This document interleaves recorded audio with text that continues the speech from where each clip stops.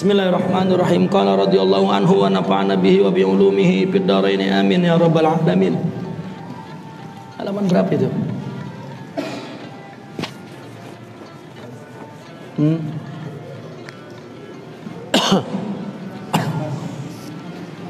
Sebelas.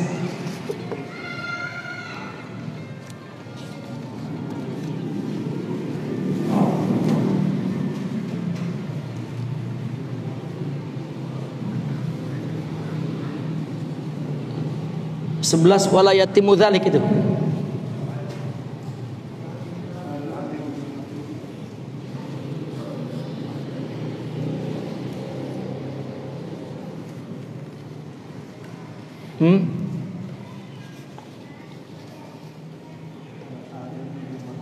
Qala Rasulullah. Sumar.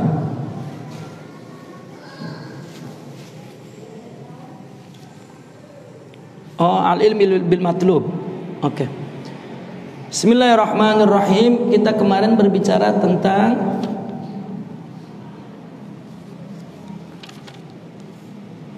bahwasanya dalam perjalanan tasawuf ya, itu perlu suhbah, perlu ada yang menyertai suhbah itu ya, yang meluruskan, yang membetulkan, yang menunjukkan kekeliruan, kesalahan seperti apa yang diterangkan dalam makalah-makalah orang sufi hikmah itu sebetulnya taujihat, arahan-arahan, petunjuk-petunjuk yang dikatakan oleh mereka ya. Dulu orang tidak menggunakan buku untuk mendapat nasihat itu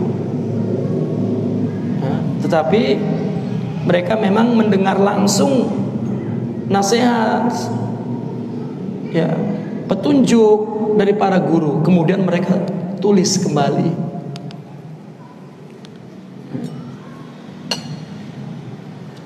Artinya buku-buku hikam orang-orang sufi itu bukan dia menulis, tapi di majelis dia memberikan pengajian lalu ada penulisnya yang mencatat. Apabila selesai maka ditunjukkan kepadanya ya, minta izin untuk diperbanyak. Kan dulu memperbanyaknya juga pakai tangan juga ya, dia bikin 100, 200 disebar kemana-mana dan tidak semua orang ya. Sekarang gampang, fotokopi di Google tinggal lihat PDF-nya dapat ya. Qultu, kata Imam Ahmad Zarruq, faqauluhu suhbatu kamilin di atas perkataan Syekh Abu Abdullah Al-Bullali, beliau mengatakan mesti melakukan suhbah kepada orang yang kamil. Maka kata Imam Ahmad Zarruq, faqauluhu suhbatu kamilin, perkataan beliau tentang suhbah kepada orang yang sempurna, yuridu sawa'un dakhala ma'ahu alal ukhuwati au alal masyakhah, maksudnya baik dia masuk berjalan bersamanya berdasarkan persaudaraan, persahabatan dalam kalau kata kita, au alal masyakhah atau berdasarkan hubungan guru. Orang yang sempurna itu dijadikan teman atau dijadikan guru, itu dua jalan. Idza ta'ahala lil ifadah, jika dia memang mempunyai keahlian, kapabilitas untuk al-ifadah, memberikan ajaran, faidah, manfaat kepada kita ya. Wa malakahu qiyadahu dan Malakahu itu menguasakan dirinya. Menguasakan itu memberi kuasa kepadanya. Qiyadahu memimpin dirinya. Jadi ketika kita mendapatkan orang yang kamil, serahkan diri kita untuk dipimpin. Malakahu qiyadah. Tetapi ba'da tahaqquqi halihi al-mu'tabar, setelah ya, dipastikan, dibuktikan, diteliti keadaan si kamil itu ya secara muktabar, seksama. Apa yang diteliti? Keadaan dia fi wasfihi, sifat-sifat, karakteristik dirinya, ad-dairi yang meliputi ala khamsati asya, 5 perkara. Cek 5 perkara ini.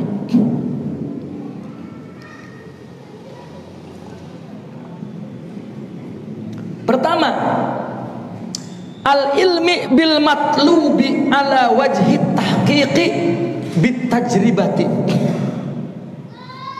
Apa artinya?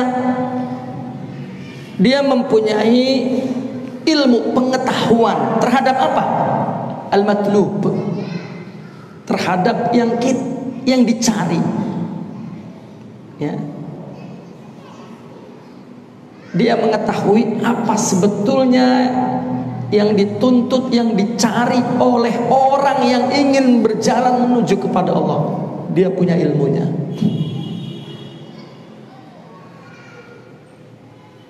Kita ini nggak tahu sebetulnya yang kita cari ini apa, yang kita perlukan, yang kita matlub.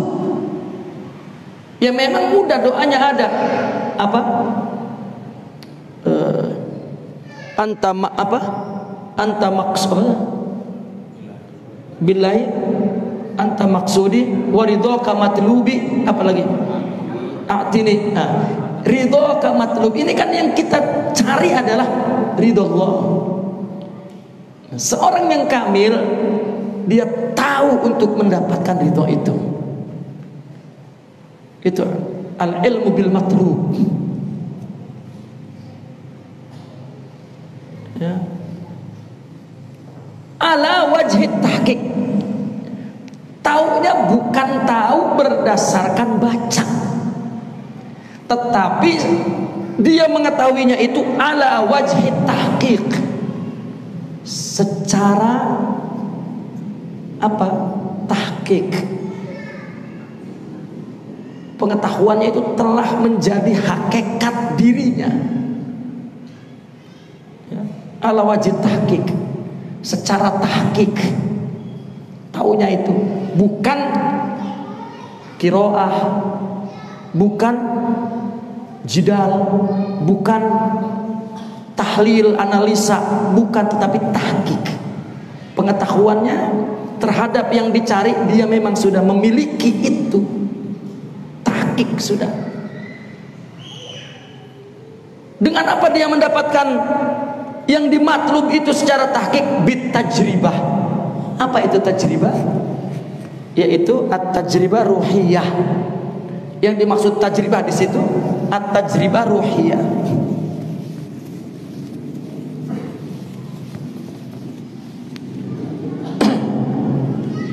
At-tajribah ruhiyah, ruh.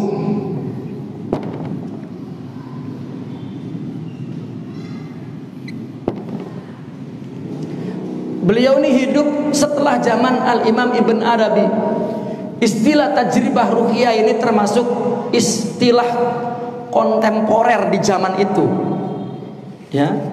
Sebelumnya tidak ada tajribah ruhiyah. Maka kalau kita coba artikan sekarang, tajribah ini artinya apa? Eksperimen. Atau tajribah juga artinya ada experience, pengalaman. Ya memang identik antara percobaan dengan pengalaman, itu identik. Ya, tetapi yang dimaksud tajribah ruhiyah dalam terminologi tasawuf ini banyak istilah yang diciptakan oleh Imam Ibnu Arabi, termasuk at-tajribah. Akhirnya orang setelah dia mau nggak mau make. Ya, ini seperti Al-Insanul Kamil, itu juga Imam Ibnu Arabi yang bikin istilah itu. Nah, tajribah ruhiyah ini sebenarnya kalau bahasa yang lamanya yang dipakai as-suluk. Ya. As-sulukut tarbawi. Tarbawi juga itu istilah tambahan. As-suluk apa? Torekot. Konkretnya mah torekot. Dia teh dapat yang dicari, yaitu apa? Ridho Allah. Apa ridho itu? Sa'adah. Itu simbol bagi orang sufi. Maka kalau mereka menulis dalam buku, orang masuk tasawuf untuk apa? Untuk mendapatkan ridho Allah. Coba, ulama juga memberikan definisi amal soleh. Coba, al-amalus soleh. Apa definisinya? Ulama itu mengatakan al-amalus soleh ini adalah harakatun hadifatun muqayyadatun bisyariati linaili ridallah. Tuh. Ada yang mengatakan amal soleh segini doang. Amal soleh adalah aktivitas yang terarah, yang ada tujuannya. Solehnya muqayyadatun bisyariah. Stop.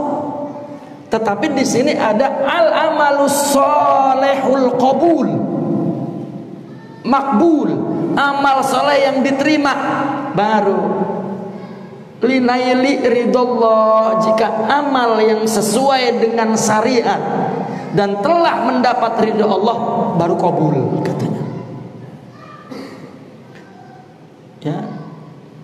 Jadi ridho itu baru dapat apabila kita memiliki semua akhlak. Habis ridho itu syukur. Ya, semua akhlak baru ridho.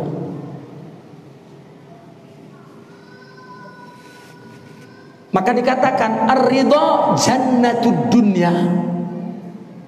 Ridho itu surganya dunia. Kita hidup di ridho, surga udah. Ya. Nah, maka tajribah ruhiyah adalah seorang yang beramal mentajribah ruhiyah, ya, melakukan percobaan rohani. Kemarin kita ibadah dengan nafsu, sekarang kita mau coba dengan ruh. Sedangkan ruh belum punya motor penggeraknya, sifat rohaninya belum, masih nggak bisa dijalanin. Tapi memang harus dicoba terus. Ibadah karena Allah itu dari suhud. Suhud itu kan tanda bahwa ruh itu sudah penuh dengan sifat mulia, anwar. Kalau belum bisa karena Allah belum. Tetapi sejak orang mulai ingin mendapatkan suhud ibadah karena Allah, sejak itu dia mencoba. Dia sekarang salat, dia sekarang ibadah karena Allah, saya mah karena Allah. Dalam pikiran dia berbuat baik, khidmat kepada orang, mulai dari rumah kita kepada istri, kepada suami, kepada anak, kepada tetangga. Apa yang kita lakukan semua bukan karena mereka, tapi karena Allah. Ini betul-betul tajribah ini, ruhiyah ini. Ya, dia merupakan upaya untuk menguji rohani sampai benar-benar dapat. Pak, wali itu bukan karena kebanyakan musibah. Coba orang musibah, badannya sakit, anaknya ya sakit melulu, mana kadang-kadang mati, bini juga sakit, kerjaan gak pernah dapat, hidup susah, Ya ada aja sengketa ini, waduh, ya. Akhirnya hidup apa adanya dan mau berusaha kesana kemari, gagal, ini susah, gagal. Cuman dapetin hanya pas-pasan.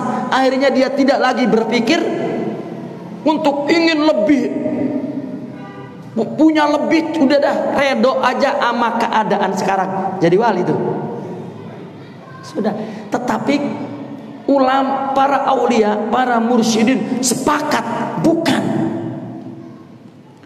bukan karena ada gempa, bukan karena ada perampokan, bukan karena ada sakit, bukan karena ada, bukan. Orang jadi wali itu kena tajribah ruhiyah. Ini konsekuensi daripada istilah ini. Dia memang melakukan dalam hidup ini, dia orientasikan untuk Allah sampai betul-betul memiliki syuhud dan dia melakukannya untuk Allah. Itu tajribah ruhiyah. Jadi seorang kamil adalah seorang yang telah mempunyai ilmu terhadap al-matlub, yang mana dia mendapatkannya ala wajhi tahqiq bit tajribah. Artinya dia ditarbiyah sama gurunya itu sebetulnya betul. Tapi namanya beliau ini juga seorang sastrawan dan filosof, jadi ngomongnya muter-muter. Ya, di samping terpengaruh semua buku-buku tasawuf setelah Imam Ibnu Arabi terpengaruh kepada pola pikir Imam Ibnu Arabi. Itu maksudnya al ilmu bil matlub ala wajhi tahqiq, didapatkannya tahqiqnya bit tajribah. Bukan boleh mimpi. Jadi wali boleh mimpi? Enggak ada. Gua mimpi dinobatkan oleh Syekh Abdul Qadir Al-Jilani jadi pelanjutnya, enggak ada. Ya. Tidak ada. Atau boleh tapak, enggak ada. Boleh tajribah. Ya. Boleh proses tarbiyah ruhiyah. Yang kedua, wal basirati an-nafizah, punya mata hati yang awas, tembus. Ini bukan tembus pandang tahu apa baik, itu peramal, Pak.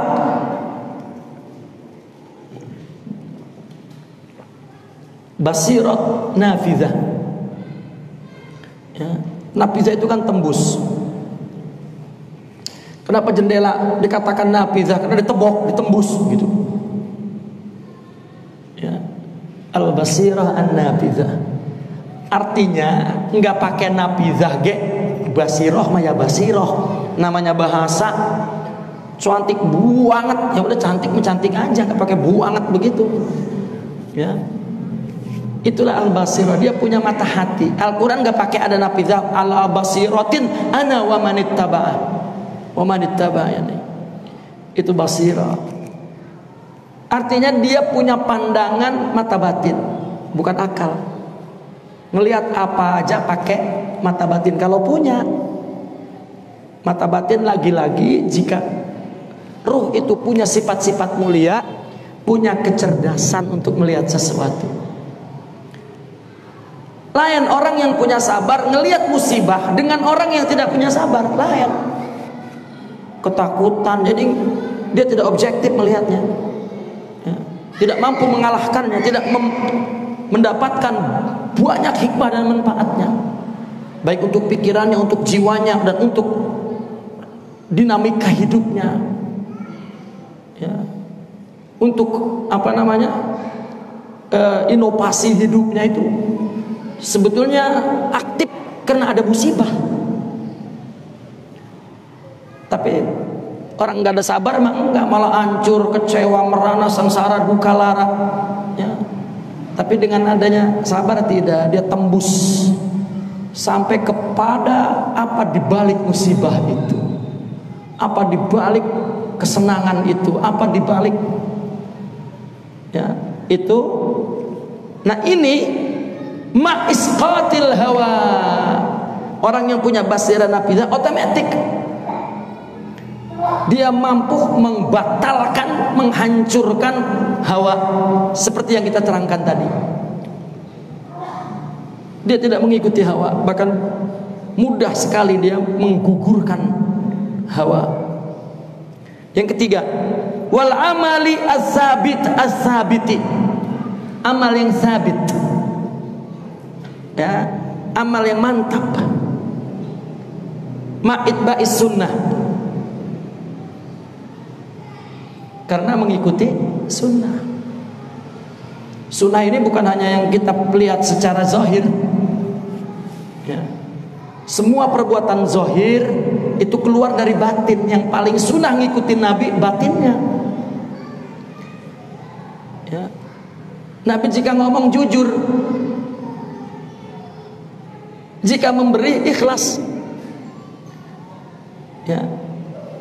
Jika khidmah dia memang berdasarkan kasih, nggak ada kepentingan, itu sunnah. Tapi kalau zahirnya doang, batinnya tidak ada, belum sunnah, Pak.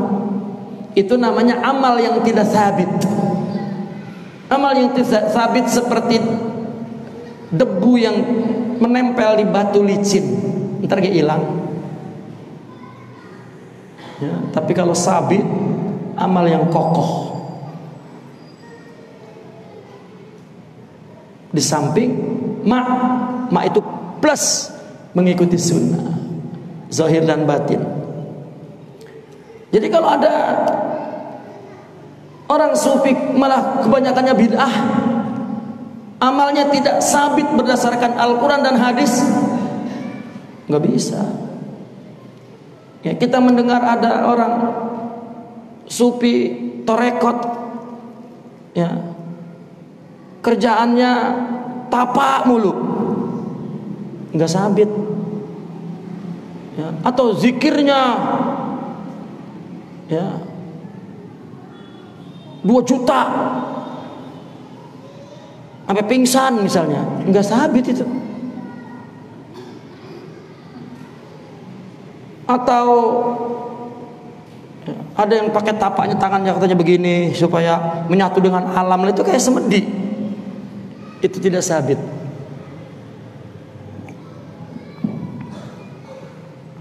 Ya, itu amal nanti juga hilang karena itu bukan dari Allah.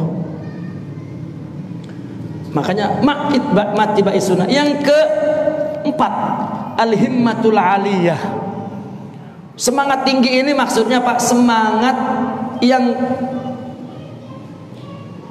mendorong dia untuk Allah, itu namanya himmah aliyah.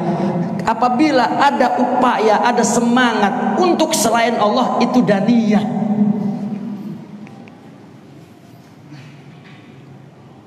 Anak muda semangat menyelenggarakan hari besar Islam, kena bareng-bareng sama pada demenannya, pada, ya itu daniyah itu, ya. Kita mah dibikin udah biarin, yang penting rame. Nah ini daniyah nih, tidak mendidik masyarakat generasi untuk naik, yang penting ada, nggak bisa.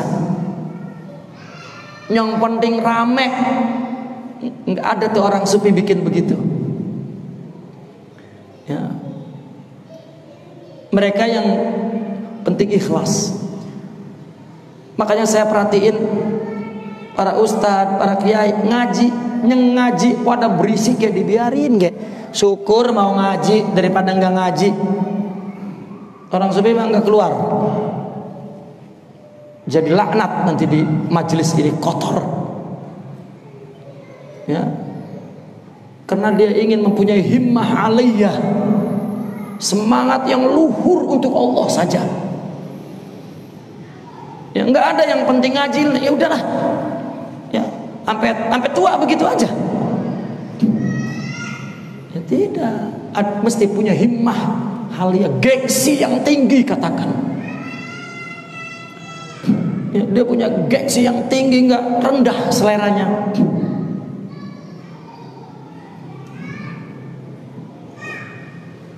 Itu himmah aliyah. Itu sebab bitarkil khalqi.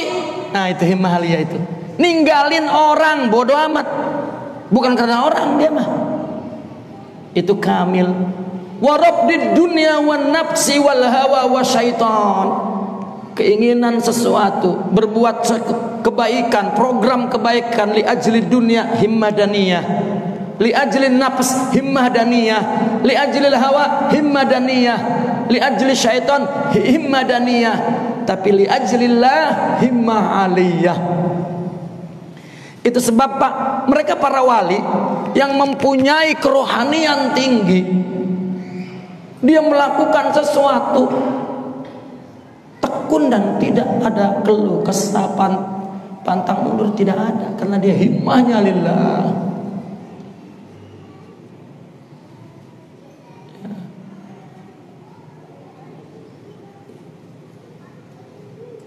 Kita ada ujian dikit udah berhenti, kita jadi ustaz. Coba kita sering ngeluh, kita jadi kiai, jadi ustaz, jadi penceramah, ada orang yang mitnah kita ya, yang dengki kita, yang hasud kita, itu kita sampai panting bleger, itu otak bingung. Apa sih salah saya? Saya kan jadi kiai, ini jadi ustaz. Aduh, itu orang ya, itu karena tidak punya himmah aliyah. Lah kita pengen melakukan sesuatu yang proyek yang besar, nggak ada tantangannya. Lah itu mustadraj namanya, kamin mustadraj gitu, atau magrur. Justru para sahabat dulu Pak, jika masuk ke satu kampung, dia mau dakwah aman damai, nggak ada tantangan, nggak ada hambatan godaan, dia mundur. Keluarkan aku dari kampung ini, semua kampung ini mayit, katanya.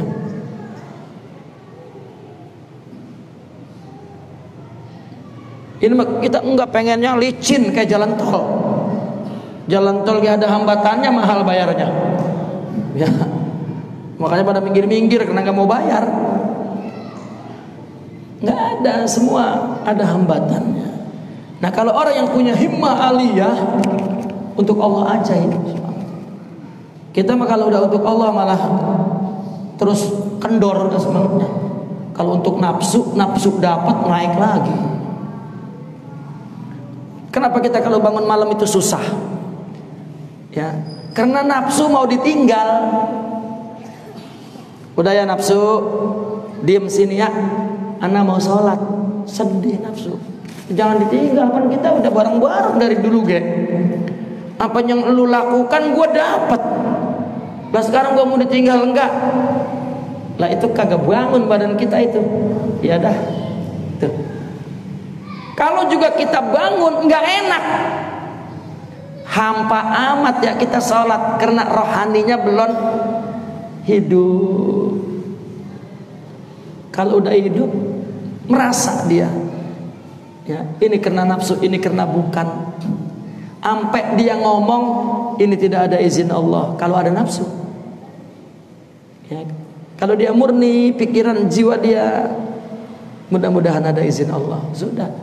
Konsekuensinya apapun yang terjadi, dia komennya positif, pandangannya positif, itu ada izin Allah. Bukan ada izin dari langit, ya aku izinkan, bukan.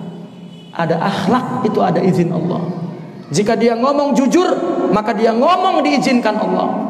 Jika dia sholat khusyuk, berarti sholat dia diizinkan Allah. Ya, jika dia memberi ikhlas, maka berarti dia memberi diizinkan Allah. Jika tidak, tidak ada izin Allah. Itulah membahasa izin Allah itu halus sekali.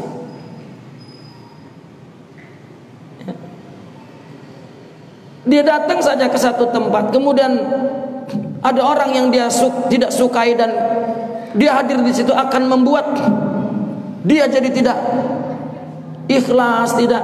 Dia bilang saya nggak jadi datang karena nggak ada izin Allah, karena nggak ada akhlak. Berarti kita nggak diizinin, ayo ke sholat. Tapi Allah ngasih pahala. Itulah Allah ya. Allah maha kaya, maha pemurah, maha pengasih, maha penyayang. Kalau ukuran kita mau ditendang-tendangin ya. Kalau kata Kiai Nawawi dulu mah gua pejetin lu kayak capung atau tuh cret. Untung Allah mah penyayang, katanya begitu. Ya itu maksudnya. Ya kata Kiai Nawawi dulu kan, kalau gua Allahnya katanya gua pejetin lu kayak capung, cret. Lu ibadah badannya doang ngadep sama gua, hatinya kagak, cret, katanya begitu. Ya. Itu ya memang dari sumber yang sama. Bedanya apa? Dia mah kagak baca buku, sumbernya udah ini bukunya. Kita mah kudu ada bukunya. Kalau ngikutin ini mau ngawur. Ya, apa baik. Ya. Yang kelima, wal halatu as-sahihatu bil inhiyashi ila Allah wa malaikatihi wa kutubihi wa rusulihi wal yaumil akhir bi iqafi al amali ala Allah bima qalla wa jalla. Punya keadaan jiwa yang sembuh, sahih itu ya, tidak alil. Sahih itu tidak alil, tidak sakit, tetapi punya hal keadaan jiwa yang sahih, yang sehat, ya, yang bersih.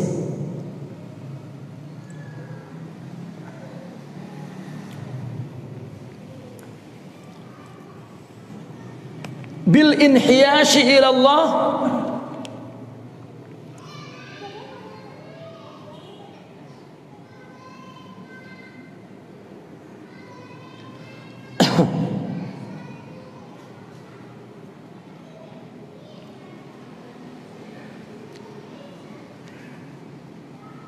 keadaan yang sahih, bil inhiyasi ila Allah wa malaikatihi wa kutubihi wa rusulihi, dengan artinya keadaan itu inhiyas. Inhiyas itu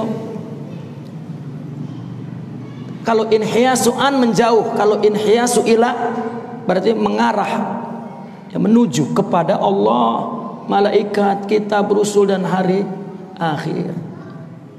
Ya. Bil iqapi al amali, dengan iqapil amal, menghentikan angan kepada Allah, baik qalla wajal, sedikit atau banyak. Ya. Orang kalau jiwanya sahih, hal, punya hal, ya, maka tidak timbul angan-angan, ya, yang ada roja, ya. Hal itu satu kondisi ruh, jiwa. Ketika ruh itu mendapatkan sifat makom, maka dia punya hal ma Allah, punya keadaan. Maka itu sebab hal ini identik dengan tasawuf,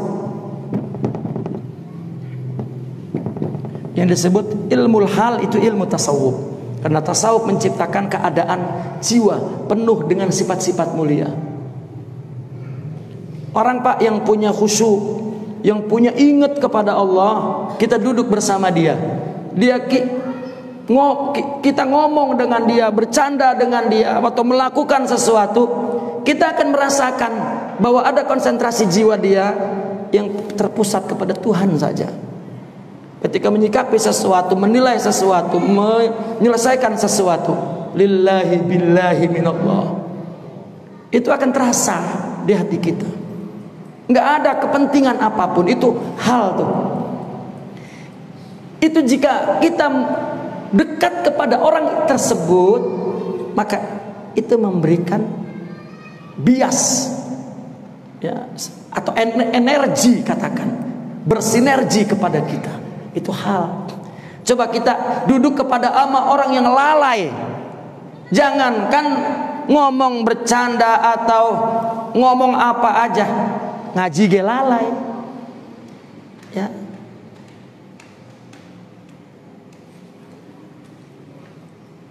Wallahu a'lam.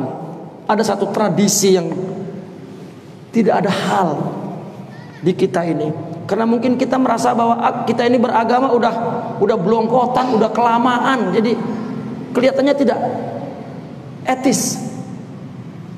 Saya masih berpikir Pak, untuk generasi ke depan, apakah dari dulu seperti itu? Apa?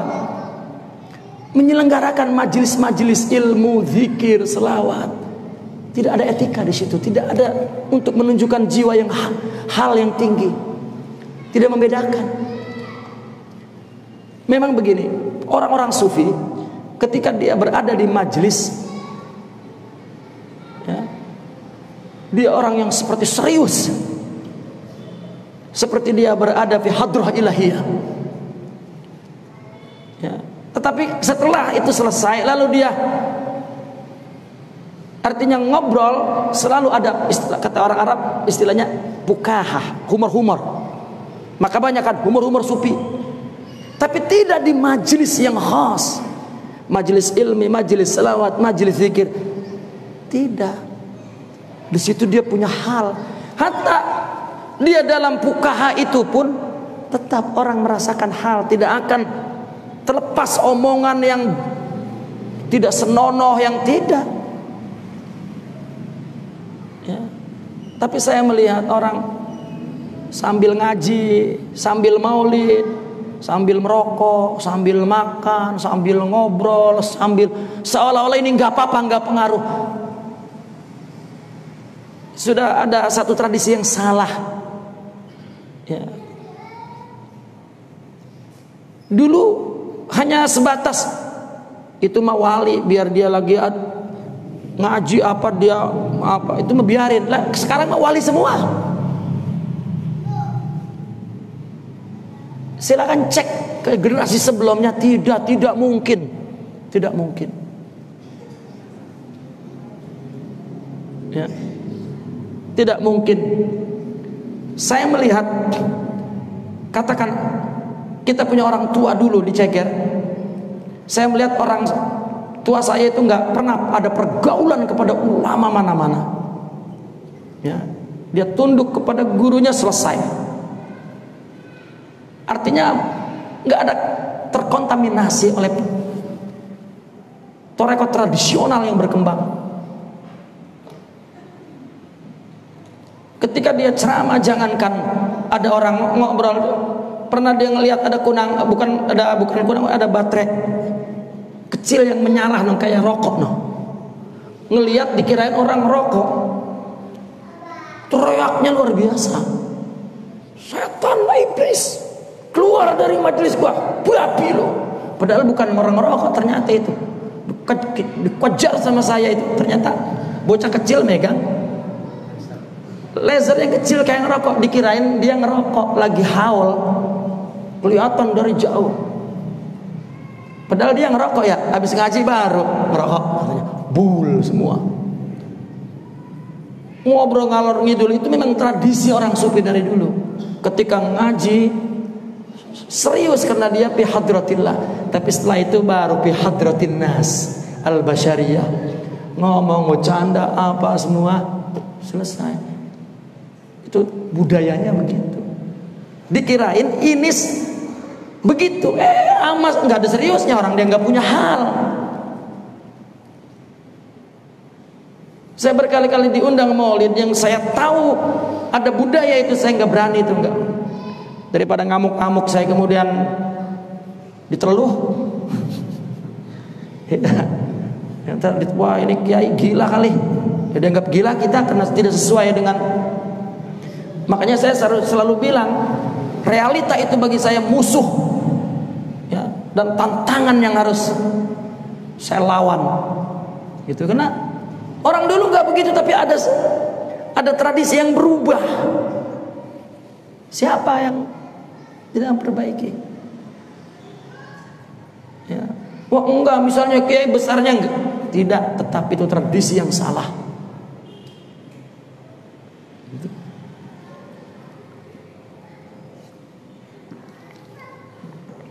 Itu tidak punya hal sahih.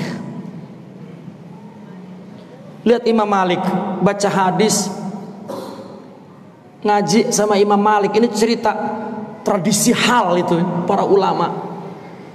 Ya kita kan cerita imam aja, Imam Malik ngaji, Pak. Nyender begitu nggak boleh, Pak, ngaji itu. Ini nggak boleh, ini nggak boleh, nggak boleh. Ya. Jangan takut nyender aja. Ya. Nggak boleh itu nyender. Langsung suruh berdiri dan suruh tidur di rumah. Pulang. Nengok kagak boleh. Ya saya ingat dulu Ki Nawawi ya, ngaji Senin, saya lagi kecil ngikut, lagi ngajar, tiba-tiba ada angin, itu jendela berbunyi gubrak aja. Nengok itu semua jamaah ke sono. Ngamuk dia kapan? Setan jendela itu di depan gua kalah sama jendela itu. Setan berarti jendela katanya. Coba kita mah begitu, habis sudah murid dia. Ya. Oh, kita menganggapnya wah pengen dihormatin baik dia. Bukan. Itulah hadrah ilahiyah, adab. Ya. Kita membawanya mesti memiliki halun sahihun. Kita sendiri memang fi hadrah ilahiyah. Ya paling kurang kita robah kebiasaan itu, zahirnya dulu untuk mendapatkan batin. Karena inhiyash dia ilallahi wa malaikatihi wa kutubihi wa rusulihi, kepada iman. Dengan begitu kehidupan itu tidak ada angan-angan. Dia realistis dari hatinya. Ya. Fal ilmi yahdi wal basirati yumayyiz. Dengan ilmu memberi hidayah, membimbing kita. Kalau dia tahu apa yang kita cari, dia akan membimbing kita kepada apa yang matlub itu. Wabil basirati yumayyiz. Dengan punya basirah yang tinggi, dia tahu apa yang baik untuk kita. Kalau orang ahli zuhud, kalau kita nanya dengan dia, dia jawab apa yang menurut dia aja, yang dia kerjain. Tapi kalau seorang kamil tidak, ya, kita bertanya dia jawab yang sesuai dengan keadaan kita. Wabil amali yu'in, amal dia yang sabit, maka menolong kita, membantu kita untuk beramal yang baik. Wabil himmati yuqawi, dia punya himmah yang aliyah untuk Allah, itu memperkuat kita untuk mampu melakukan sesuatu. Ya. Dan wabil hali yarfa wa yakhfad wa yufarriq wa yajma. Dengan sebab orang ada hal inilah dia jadi luhur atau rendah, yufarriq aw yajma, menjadi bercerai-berai atau berhimpun. Jika kita punya kasih sayang, kita dapat menghimpunkan semua orang. Jika kita memelihara adab, kita dapat menyatukan hati orang. Itu hal namanya. Jika tidak, ya, kita ngaji malah jadi malapetaka keadaan. Ya. Kalau pengajian politik yang di sana ngaji untuk mendukung salah satu ini, ngaji yang dua itu, malapetaka namanya itu. Ya. Itu halnya halun siasi. Ya, alil wa marid. Ya, lillah billah. Naqifuna walhamdulillah. Al-Fatihah.